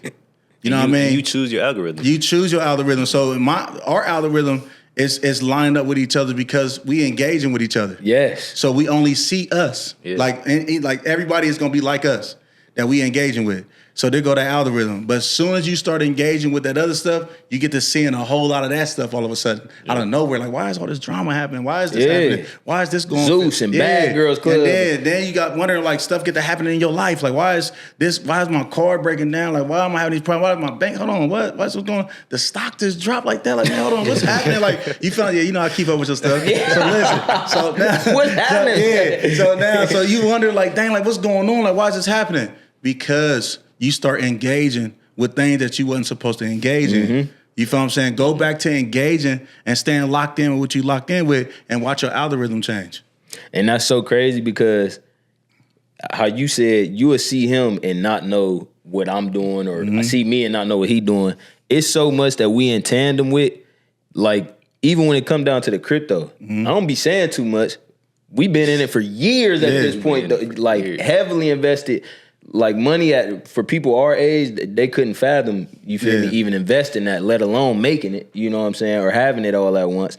But that's stuff that you're not going to see because it's not what meet the eye. But going back to your algorithm point, you said whatever you engage in is what you come across. You don't got to like it. You don't got to share it. You don't got to repost it. You just got to engage in it. You feel me? So literally just watching it or letting it consume you or you consuming it for the smallest amount of time, that's going to be what pop up in your algorithm. So you got to be careful what you consume at all. You know what I'm saying? Period. Like, man, it's like a video, for example. A video could be like 60 seconds. If I watch that video for 20 seconds, a lot of them videos going to pop up on my algorithm, right? So if I'm engaging in a situation, just a little bit, like what they call it, entertaining. Yep. So if I entertain or engage this situation just a little bit, now I'm getting a whole lot of this all of a sudden. So like, you know, you got that everybody got them one family members, man, that's always got something going on, some type of drama or something always happens. Somebody just passed away and this just happened, my car just broke. Man, you got all these problems. What you need, a couple of dollars? Just say that. You feel what I'm saying? But what we do is we open that door. The problem is we make ourselves too available to people. You feel what I'm saying? Listen, sometimes it's a word I'm going to give you. Sometimes you got to make yourself fake busy. I do it all the time. You feel what I'm saying? I do it all the time. And it's so much, I be fake busy so much that you'll think I'm not doing nothing for real. But you doing I might just be on my phone, just scrolling, doing whatever. But somebody be calling me like crazy. You know what I mean? I got it on Do Not Disturb. So it makes it easier for me not to answer your phone call because I barely get them. Built-in you know excuse. What I'm saying? Yep. Yeah. So now, next thing you know, I'm like, all these missed calls. I call you the next day, like, hey, my bad, I just missed your calls yesterday. Nah, I know you be busy and all that. Yeah, I do. Definitely be. Hey, look. You feel what I'm saying? And what I was doing was better than what you was gonna have me doing. Man, listen, because just imagine if I answer that phone and now I'm hearing all your drama, this and that. This just happened. Oh, mom just got into this and that. Oh, I gotta hurry up. Hey, come on, we gotta go. We gotta pack that. Hey, grab this, grab that for me too. Grab those extra clips too. Like we gotta go. Bro. Now it takes me right back down that road. Exactly. And then once you gotta understand. Do you know how hard it is to claw yourself out of that hole? That's probably the hardest. That is the hardest thing to do, man. Like and you spoke about it earlier too, but it's not even just you wanting to get out of there, but it's the environment keeping you in there too. So you might suggest to your people like, yeah, we're not gonna retaliate. And now they cutting you off for that, or they condemning you for that. You know what I'm saying? The best thing they did was cut me off. That's the best thing they did. That's the best thing they could do, to set you free for real. Yeah, that was because that is what make it tough to get out of that environment. A lot of times is the fact that environment keep pulling you back in. And it was crazy because you're right. Because right after that, I beat the cases. A year later, I was pulled right back in. You feel what I'm saying? For one of my homies, everybody know him, you know what I mean? So he pulled me right back in on the quick side. Bro, I got this move for us. We can make this. I'm like, man, 40 bands? Oh, y'all need that right now. Need it, right? You feel what I'm saying? I need that yesterday. And so, damn, you hear me? I'm like, man, so let's do it. You feel me? So I got into that move. Next thing you know, time get to going by, bro. I done end up getting hit up in my head. You see, I got these holes in my head. You feel what I'm saying? Right here. Man. You see this hose? Yeah, I see. Right here, bro. I ended up getting into a situation. One of my dude I call my best friend, man. You feel what I'm saying? We went through everything together, grew up together. And they hit me up. You know what I mean? Try to rob me for best friend. Yeah, try to rob me for a brick of heroin. You feel what I'm saying? And yeah, it was crazy on that end, bro. Like, and we had just went to the club that night. And I had just gave him some bread. Like, here, take this, buy your own drink. Because, you know, I'm the type of person, bro, like, if I'm winning, we winning. So I would never, like, do this. Let's go in the club, and I'm about to stunt, like, oh, yeah, this and that, I'm buying y'all's drinks. Oh, what y'all want, bro? Like, nah, we came here together. Bro, just give it to me when you get it. Here go a few hundred, You feel what I'm saying? We about to go in here and do our thing. Yeah. We gonna go in there, we gonna drink. You might want to meet some chick, whatever in there. You feel what I'm saying? I'm not about to stunt on you like that. Do your thing. Make sure you keep a little extra so you get to a room. Because, bro, you ain't bringing them back to where I'm going. You feel what I'm saying? Yeah. So now that's what it was. For me, that's how it was. Though that night, that's what I was on. So when we get back, I'm so lit, bro. I'm tore up. So when I get to the house, finally, they pull off. They leave me. They pull off, leave with their little chicks. They gone. And I had to walk. I was a few blocks up from where I was at. The club was right there on the corner, right here on Livingston. Where I was going is like a couple blocks up. I'm right there in the hood, you know what I mean, on Berkeley. So I ended up going up there. I ended up going to the house, knock on the door, get inside, chilling, fall asleep for a little second. And when I wake up, my homie right over top of me with the thing, to the gun to my head. You feel what I'm saying? You know what I mean? With the stick on it. I'm like, bro, I need everything. I'm like, what you talking about? He said, bro, come on, man, don't make me do this to you, please, man. I ain't trying to do this. But I know you're not about to just rob me. Like, bro, thinking in his head, I can't just rob Moses and let him live. Like, that's not a situation. Yeah, that ain't... I gotta get him up out of here. Yeah. And so I know what he on. We on the same type of time. And I knew he was about to get me up out of there. And so, long story short, my people's dad come down like, man, what you doing? Like, low-key distract him a little bit. And then he like, man, let's go upstairs. You don't want to see this. So that's when I knew it was about to go down. So when I tell him it's outside, because I normally put my stuff in like bags. You know, it's different. I know y'all probably don't. But it's like little like them brown paper bags or like chip bags, whatever. Like I do the same, but I'm in the same bag. Ball it up and just toss it. Yeah. So that way when the police brought up, ain't nothing. You try to rob me, whatever, you ain't getting nothing. You feel what I'm saying? But the whole time it's in that bag that's balled up over there, it look like trash to you. You feel what I'm saying? And so that's what it was. So I told him, like, he knew I'd do that. So that's why he was like, man, it's outside. I said, yeah, it's outside. Really, it was in my pants. I had on some sweats that was low-key like, you know, the baggy joints. Yeah. They wasn't baggy. You feel what I'm saying? So, you know, they'd be tight, a little baggy right here. So I had it right there the whole time because I fell asleep, put it in my pants, and slid the gun up under the couch. So I went to sleep. So anyways, yeah, so he ended up taking me outside. We go outside, turn around. He go to shut the door. When he shut the door, I had the banister, take off running. You feel what I'm saying? Running through the field. Boom, slip, fall. You know what I mean? Like I said, I got the hose in my head. And, yeah, bro, like, I ended up getting to that situation, bro. After that, I ended up getting into a whole nother situation where I ended up getting, almost my life took it from me. You know what I mean? Some dudes, I ain't gonna say where they from, none of that type of stuff. End up shooting up the whole, you know what I mean, the whole house, bro. Like, almost took my life. I was on the porch the whole time. Only thing was saving me with this brick pillar. There's a brick pillar outside, bro. I'm leaning. And I'm telling they tearing it up. They all had, you know, they had them choppers on them, bro. They was tearing it up. You feel what I'm saying? They tore up the whole house. And, yeah, it's so crazy. Is later on down the line, bro, I just found out, like, what was it, 2 days ago? I just found out that me and this dude is brothers. And we didn't know. I never knew who my dad was. Found out who my dad was. I found out the dude that was about to kill me was my brother. Oh, y'all blood brothers? Yeah, we blood brothers. That's crazy that y'all even but he don't even know though. Like that. Oh, he still don't know? Nah, he don't know. I found out. I just found out a couple days ago. Just off pictures. You feel what I'm saying? Like, real talk, though. Yeah, but it was a situation. We all kind of, like, kept getting into it. You know what I mean? That's we getting into it on the heavy side, but I just found out, like, yeah. So I'm thinking, like, dang, like, I wonder if he know. You feel what I'm saying? Like, so it was like one of them type of situations, but it was wild for real. It got wild. It got wild for real, bro. Bro, it's so crazy because I was telling you, we was talking about this a little bit before the pod started, but, like, and this my brother. Yeah. But it be the fact that it be so many situations he find himself in like that, where I told him, like, bro, keep it 1,000 with you. I can't be around you for real. Like, you get in that situation too often for me to even just be, because you know what it be, bro? It's always the third party or the person that ain't got nothing to do with it, just happen to be around that day. But it's so crazy. That's why I always tell people, man, if you got a chance to cut people off, cut them off. You got to. In that situation, because a lot of things that happen I can't say, man, and it was a cause of me. You know what I mean? I done did some stuff, get into it. I was a hothead, bro, so I'm always getting into it with somebody. And then the people I was around, some of them hotheads too. A lot of them hotheads. So we always was causing stuff for each other. And then anybody innocent that I'm around at that time, and somebody just happened to ride past, they hitting you, they coming back around, it's a wrap for us. You feel what I'm saying? So it was always one of them type of situations. So that's why I tell people all the time, and the best thing for you to do, man, is if you got a chance, get away, man. Like, first off, you're not missing out on nothing. You're not missing nothing, bro. It's gonna be the same people at the same clubs, messing with the same chicks, wearing the same fits. You feel what I'm saying? Chasing the same money. You're not missing nothing. If anything, you're gonna be saving lives because you're going out there and you're doing something different, and then people can see what you're doing. You know what I mean? And I was gonna say, because you started to talk about it just now, but to the people that feel like they can't leave them people alone because it's family or they go way back or their history is too close, like you were saying, the only way for them to change is to see you had changed. People got to see change, man. A lot of us never seen certain things.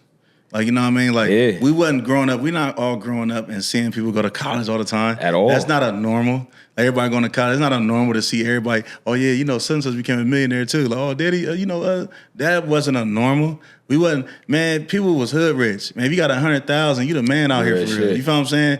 Oh, yeah, bro, he got $300,000. Oh, yeah, he rich. That's not rich. $1 million not rich.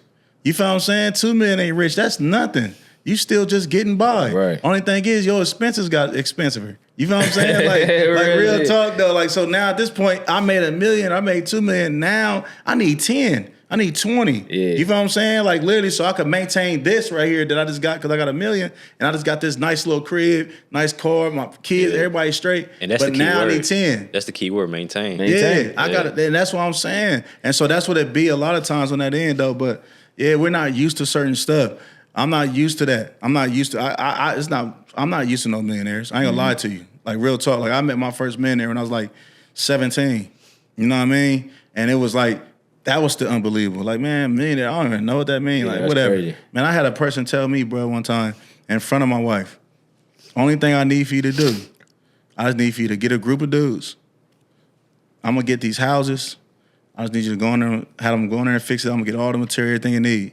He said, I guarantee I'll give you $20,000 a month, no less than $15,000. I'm gonna get that to you.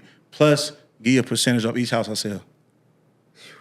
I turned them down because I was in the streets. I'm like, man, I can make that. Damn. Man, this man just gave you the opportunity of a lifetime to put money in the bank that ain't never got to be in rotation. And you ain't got to do the work. But it's not in rotation. You can make 20,000 out here, yeah, but it's still in rotation. Exactly. You feel what I'm saying? Yeah. That's still in rotation. There's not one dude in the streets that's taking something out of rotation. You can't. You cannot. You can't. You gotta keep it in rotation. Yeah, no cut. Everything. Yeah, you might have bought a car, shoes, whatever, but that's all that's still in rotation. You know what I'm saying? That's because right. at any point crazy. I could lose everything, but I gotta sell all this. It's in rotation. Yeah. And bro, and we was talking about it earlier, but that's the situation that people find themselves in. Now you ain't got nothing but a watch that don't nobody want, a car with 200,000 miles on it. You feel me? It would have been nice 10 years ago. You feel me? Like transmission going out on the sign. You like, know how it be. Man, it's a wrap. I don't want that. Yeah, it's nice. It look nice. What's that right there? I like that. I want that. Was that foreign? That's fire. Oh, bullet hole in the back. Man, transmission going out. The starter going bad. You keep You feel what I'm saying? Like, nah, I'm cool on that. What you say you want? Bro, I ain't paying you for that. At that point, I'm paying for the name. For the rotation. Yeah, you feel what I'm saying? Just to put it back in rotation on my end too. You feel what I'm saying? So that's what it is like for us. But now, we in situations now that we buying assets. Fact. They don't know what that is. They thought buying a car was an asset. That's a liability. Because as soon as you pull off the lot, it drops. It decreases when it comes to value, brother. That value is it's not 30,000 or that mug is now 15,000. It wasn't 30,000 when you got it. Yeah, at all. Yeah, so they don't understand though. You know what I'm saying? Like real talk. That's what you paid for. Man, listen, like real talk, man. So I'm looking at that, like, man, so on my end, it's like to be able to be in a position where you buying assets. Like you got these billionaires. Like okay, Elon Musk. They said, man, he worth like 400 something billion. No, he's not.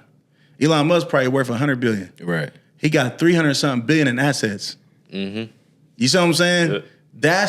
He's worth $100 billion. The man has 300 and something billion in assets. You know what I mean? In investments. You know what I mean? So if he sell all that, he might get a 300,000. Yeah. You know what I mean? But you got to think who's buying everything at top dollar. Nobody. Because everybody, I have to make a profit. So if everybody has to make a profit, you're not really worth what you're saying you're worth. Mm-hmm. You know what I mean? Yeah, we own this building right here. Say we own this building we in right now, right? And we bought it for what? Like, say we bought this for like 400,000. Nobody's buying it for the price that we probably put into it because we put more into it. Yeah. We put probably like another like 150, 200 into it. Yeah. So it's about 600,000 into it. Mm-hmm. But who's buying it for 600,000? We're going to have to wait until the market go crazy. You know what I mean? We got to wait till they build up crazy over here and then probably sell it for like 550. You know what I mean? But that's still good for us because we're like, sure, we still winning. We could go get another little spot over here, do this and that with it. But at the same time, it's like, I got to make something. Because what if I'm just buying? I'm not buying it and rent it out. I'm buying it to sell too. So I gotta help me, help you. Like I'm gonna get rid of it. That was something I didn't understand that. But when it came to crypto, I'm on Robinhood. Mm-hmm. You feel me? So let's say I buy Ethereum and it's at 3,000, and then it go up to 4,000. So I just made $1,000 however many times. You feel me?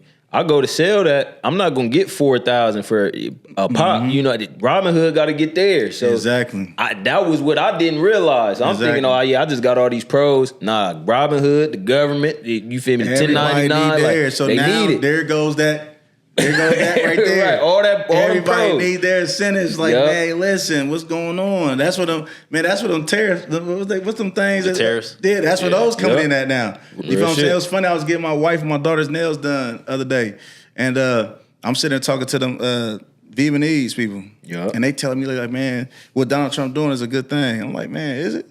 Like, what you mean by that? But then they explained to me, if you get a car and you send it over there to them, like say they want to purchase a car in Vietnam, it's like, so say if I spend like $7,000 on a motorcycle, send it over there, is where they sell them for $30,000. Oh, so we need some of that. You get what I'm trying to say? What's going on? So at us as the U.S., if we sending something over there to be sold, they're charging us. What would they say? 300%? They're charging us 300%. You get what I'm saying? Woo. We only charging them like we ain't charging them that number. Y'all putting 300 on us. So what he doing is he's trying to make the playing field right. I need to make something. And that's going to get our losing. Economy. Yeah, I'm losing at that point. Oh, this is before the tariffs? Yeah. 300%? Yeah, it's 300% it's over there. 300% regardless. Yeah. We just paying it instead of them paying it. Yeah. And so they getting all the profit off of it. Yeah, that's what I'm saying. So we paying all the extraness on it, on everything over there, bro. Like, so when we send stuff over there, it's nothing. But when they send everything over here, they making bread. Yeah. Hold on, something ain't right there. Them numbers ain't numbering. And so that's what they was explaining to me. And I'm like, man, I never knew that. So they said what Trump doing on that end is the right thing to do. But as far as this other thing, it's like, we ain't gotta go there, but that's some real shit though. Because a lot of people not thinking about it from the economic standpoint. Like, you gotta look at it. If you're a businessman, you'll understand what he's doing. It makes sense. But it's so crazy though. Everything he's doing right now makes sense for real. And when you start looking at it, and I'm with you. Everything is starting to make sense. I'm like, hold on, everything is lining up. Like, wait a second.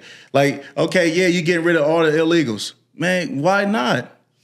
We not straight. Man, first off, if I'm trying to go get this job and this illegal just took it, you know, because you rather pay him under the table and he do a good job. Mm-hmm. Okay, that's what's up. Now he gone, now what? Yeah, now pay me what I'm worth. Now pay me my worth now. Exactly. And that's what Trump's trying to make sure that you get paid your worth, right? And even as a businessman, listen, you can't Section 8 housing. They said that should only be 2 years. I fuck with that. I love that. We was just talking about that. That makes so much sense. Income-based housing. You should only have that for two years. After 2 years, you need to figure it out because right now it's a blanket. Because now you got all these chicks at the club. Your hair is worth more than your house. Yep. But you don't want to pay no rent. You rather say you don't got no job. You know what I mean? It was, man, listen, man, I'm telling you, man, look, it was a time, man, and I ain't trying to put her out there. But it was a time that we stayed in the income base. Like when I was in jail, I was like, babe, listen, when I get out of here, we moving. We get in the house. You feel what I'm saying? She was ready, like, yeah, shoes, whatever. But at that time, it was just her and the kids. So she feel like she ain't have to do all that. You feel what I'm saying? So now just imagine, like, the fact that that's income based.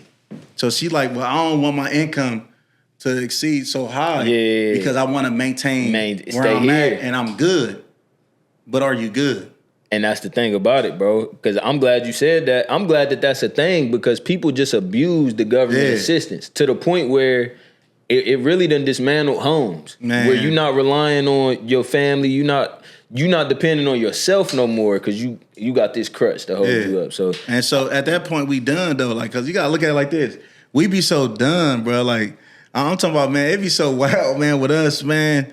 Man, our community is so wild, real man, shit. Because it's like we always try to find a way to get over on something. Yeah. Like really, even each other. Yeah. Like, man, like you gotta, like, say for example, you like, man, listen, I got this podcast, man, this mug thriving, we doing our thing, man. It's gonna be one of the biggest come up. We got some big heavy hitters that come on here though. I could get you on here, but like, oh, so what you charge? Like, man, listen, man, oh my goodness, man. First off, it shouldn't matter if you're trying to get to a certain point in your life. Exactly. If I'm telling you that I could get you in the room with these people, but this is how much it costs to get in here, why are you trying to short me? And why you don't see it as worth it? Yeah, but what I'm saying, but why you want to shortchange me though? You feel what I'm saying though? Like real talk though, I'm trying to get you in a position for you to win. Why does the price tag matter? It's so nasty because the white people would tell you, oh yeah, it costs you $700 so you can file this insurance. Man, listen, that hair costs $2,500. You don't question it before you hit sin. You don't cap. Sin. You feel what I'm saying? That's a fact. Them shoes like $3,500. You don't say nothing. You just swipe that joint. Look, you know what I mean? Like they you don't care keep that your feet warm. Man, none of listen, that. You don't care that. Man, you don't know where your next meal coming from. You gotta go. Hey, bro, let me borrow like $5 real quick. Bro, then you just buy some. Get Louis. Me through the didn't you just buy a blunt? You see what I'm saying? Nah, real aren't shit. You smoking good doing it? You chilling. You smoking real good. But you need to borrow $5 until Friday. Well, wait till Friday then. Yeah. You feel what I'm saying? Like, real it's some type of situations, but. And I'm glad you said that because that's what we lost. Like, motherfuckers, that camera went out? Yeah, we still recording. Okay. I was gonna say, motherfuckers get to spending tomorrow's money today. Every trip. You spending tomorrow's money, you ain't even made it yet. You don't even know if you gonna make it. Yeah. To the point where it gets so, people rely on the crutch so much that, you know what, I could call off work today. But that's the thing that got people mad because Trump taking that crutch from you. Yeah. He pulling that blanket from up under you. You know what I mean? And I'm with it. Now you on hard surface. Now what's he gonna do? Now they call hard surface hard times. So now when you take that comfort zone, now you hard times. Yup. What you gonna do now? What are you teaching your kids now? Because what we teaching our kids right now is to always have your hand out. Mm-hmm. We're not teaching them like what we were saying, like you gotta go out here and get it. He's making you go out here and get it. Yeah. What's wrong with that? It ain't nothing wrong with that, but what I love about it is the fact that the economy is already fucked up. We in a state of, I ain't gonna say we in a depression, but inflation ain't been getting no better. You know, we've been heading in the same direction for a little minute. You know what's so funny though? The only people in depression is broke people. But it ain't gonna get no better for them as long as we giving you that crutch. But what I mean by broke people, I'm talking about the mindsets. Like I ain't talking about what your bank account look like. Yep. I'm talking about your mindset. Like broke people mindset is the ones that's in depression. Like not the people that's actually out here trying to go get it. Cause you the one that's depending on that crutch. You dependent on that crutch. So now you're in a depression when they take it from you. That's your fault because you had one of those type of mindsets. Yeah, that's bars. You feel what I'm saying? So now if I'm in a situation where I'm like, man, you know what? I'm finna go ahead and just go out here and see what I can do. I gotta make a way. You ain't got no choice. When you ain't got no choice but to make a way, man, like you ain't got he's making it to the point you ain't got no choice. Go out here and get it. Yeah. You feel what I'm saying? Go out here and get it. Quit depending on, you feel what I'm saying? Like what the government can give you. Okay, the government about to snatch this from you real quick. Okay. It ain't no more of that. Man, what? Food stamps is for people that's actually making money. That makes sense. You feel what I'm saying? Because I'm doing everything else. I'm investing my money, everything else into the government and everything else with all these taxes and everything else. The least you can do is toss me those. I appreciate it. Good looking out. But don't worry about it. I'm still good here. Mm-hmm. You know what I'm saying? Because that food stand card don't work in Roof Chris. You know what I'm saying? You ain't gonna see me in Roof Chris. But that's my thing though. So that's with me. It's like, yeah, man. Why not? Why not get out here and do this, man? Like this right. If this ain't anything, this should be motivation. And the realest thing about it, because you were saying the only people that's going through a depression is broke people. Broke mindsets. That's broke here. But the thing about it, if y'all want what we got going on to get better, it's gonna have to get worse first. It's gonna have to get worse first, man, because it's about unlearning and relearning. You gotta allow yourself to hit rock bottom. So like say if something is falling, you let it fall. What are you trying to prevent it from falling for? Yeah. If it's falling. It's one thing if it's going up. But if it's going down, you gotta let that mug hit where it's gonna hit at. And then where it hit at and then bounce up, it's like stock. So when it drops, it's gonna drop to a certain point, then it's gonna bounce right back up. That's life. Like everything is a life lesson. That's what people gotta learn how to take everything as a life lesson. Everything makes sense. You feel what I'm saying? Like when you going through a situation and stuff is falling, let it fall. Let it fall. What are you trying to prevent it for? Like it go back to what you said earlier too. You snapping like, bro. I told you he just got an encyclopedia for real. But you snapped earlier because you said the same thing. Like you gotta cut them ones off. If they falling, why is you trying to pick them up? What are you doing? And then you picking them up. Now, when you say no, or when you don't hold your hand out and they gotta hit the ground, now they can't use their legs now. They can't do nothing. They can't walk now. Now they need to see what you doing in order to learn how to walk all over again. Without the crutch. But they gotta watch you walk. So when they watching you walk, bro, they're gonna learn how to walk all over again. You feel what I'm saying? And that's what people gotta understand. So that's how things be, man, in life. That's why I say everything is a life lesson. That's facts. That's facts. Everything. I don't care what you do in life, bro. It's a lesson. It's a lesson. Everything in life. I don't care if you're in the stock market. I don't care if you're doing funding. I don't care. Whatever you're doing, bro, it's always gonna be a life lesson behind it. Like everything, man. Like even movies back in the day, I was just telling my kids, it was life lessons. Mm-hmm. You feel what I'm saying? Like the Eye of the Tiger. Like we talk about Rocky, right? Mm-hmm. So I'm listening to the Eye of the Tiger because I'm listening to the song, you know what I mean, for the fight song for us for today. And so I'm thinking like, dang, Rocky. I'm telling my kids about Rocky. And so as I'm speaking about Rocky to my kids, they looking, they're like, dang, like who was Rocky? They said, what's Rocky about? I said, Rocky was basically like was one of them life lessons. Life can hit you hard and put you down, right? It ain't about you stand down, it's about how many times you got up. Yep. If y'all look at Rocky got knocked down, was getting beat on every that trip. Whole fight. But he kept getting up. People ain't gonna remember your loss. People gonna remember the fight. You feel what I'm saying? Yeah. So you might have lost, but they ain't seeing that. Man, did y'all see that fight? That fight was fire. You ain't care who lost. He ain't give up. The fight was fire though. But if you see one of them fights where you just get knocked down and stay down, you ain't never tried, none of that. Man, you see how dude beat dude like that? Like, you see what I'm saying? Did you see how this is really? But if they see you continue to fight, it's just all about the fight, not about the loss. Mm-hmm. That's a fact. That's a fact. I didn't even realize we was going so crazy on here, but I do want you to at least tell them where they could find you on social media and wherever you could be found too. Oh yeah, so I'm on all platforms, man. Okay. I'm on Instagram, Facebook. I just got the YouTube popping. We're getting that going. I'm on TikTok. TikTok going crazy, man. I see your TikTok. I'm the king of TikTok, man. You know what I mean? I got to pop my stuff on there. For sure. I'm the king of TikTok, man. Like, what's your name on YouTube? Moses Maddox on everything. Okay. Like literally. Moses Maddox on everything. I make it plain and simple. Like, just search my name, man. You're going to find me. So, yeah, definitely. My lives go crazy. And what's the name of the book The book is called The Book of Moses. The Book of Moses. Surviving Childhood Trauma. Man, I'm going to have that done by next week, so I'll be able to give y'all a deep dive on it on the following pod. We going to be bringing him back. Yeah, for sure. Please expect a lot more from him. He not done with the literature side.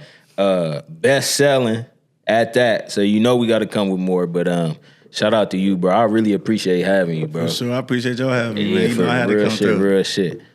But yeah, man, we'll see y'all next time, man. We out.